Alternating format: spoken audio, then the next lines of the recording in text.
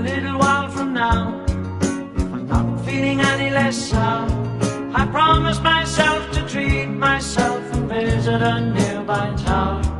And climbing to the top, will throw myself off in an effort to make clear to whoever what it's like when you're shattered, left standing in the lurch at a church where people were saying, my God, that's tough, she stood him up.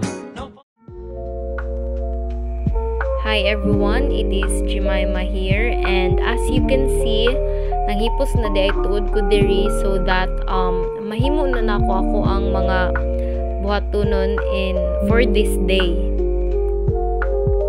So niadto pa dira si mama para i-check if nagkanimao ba ko sa akong gibuhat.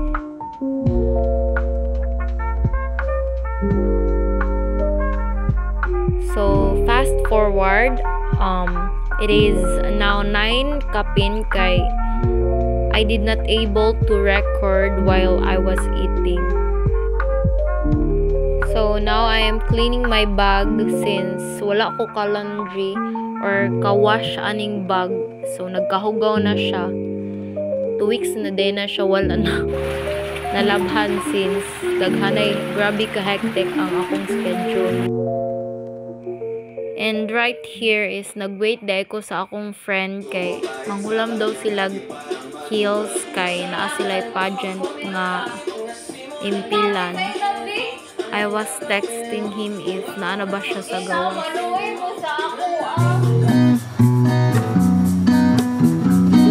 After that, I started to do the things that is very important since required man siya sa mua ang pag-notes. Since hapit naman po ang exam, so ako ana siyang gipaspasan while vibing with the music kay ganahan kayo ko.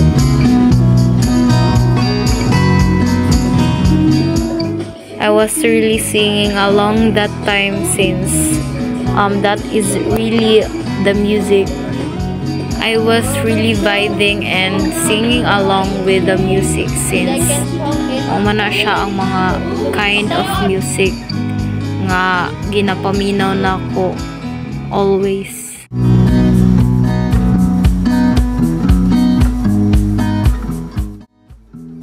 After that, I've decided nga mag-jogging sa diversion since dili naman kayo hektik ang ako ang schedule sa afternoon and I want to maintain my routine if wala ko ginabuhat like this, like mag-jogging.